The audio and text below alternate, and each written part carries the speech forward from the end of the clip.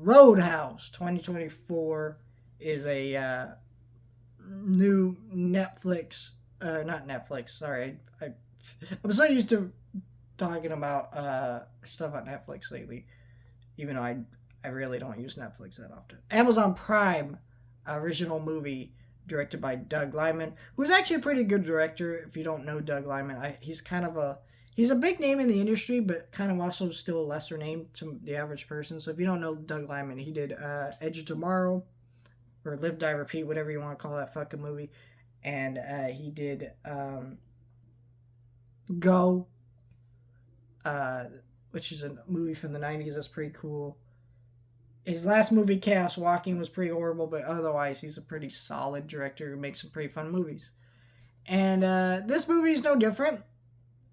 I like this movie quite a bit. I think this movie absolutely adds its own spin into the Roadhouse kind of concept and idea. It definitely does all the right moves to make this movie as solid. This is definitely a throwback action movie, but definitely in a way where it's not like, oh, it's not like those movies that people talk about where it's a throwback action movie and it's just okay. No, the action actually in this movie's really fun and really well done. It's a really well directed movie.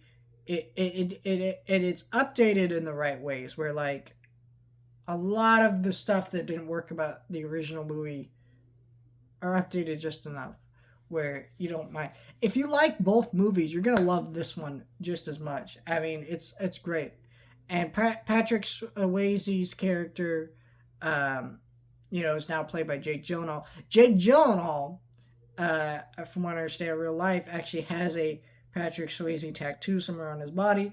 He's clearly a fan of his. He looks up to him. He said this in interviews, and he is now in this movie playing that role, and you can tell that he's doing the right amount of I'm trying to bring my own spin to it while still paying respect to the original guy, and that's awesome to see. It's awesome to see a franchise that's actually being respected within its remake. um, it just doesn't happen a lot, and this movie is a fun time. It's only 2 hours, quick watch. It's quick, fun, action.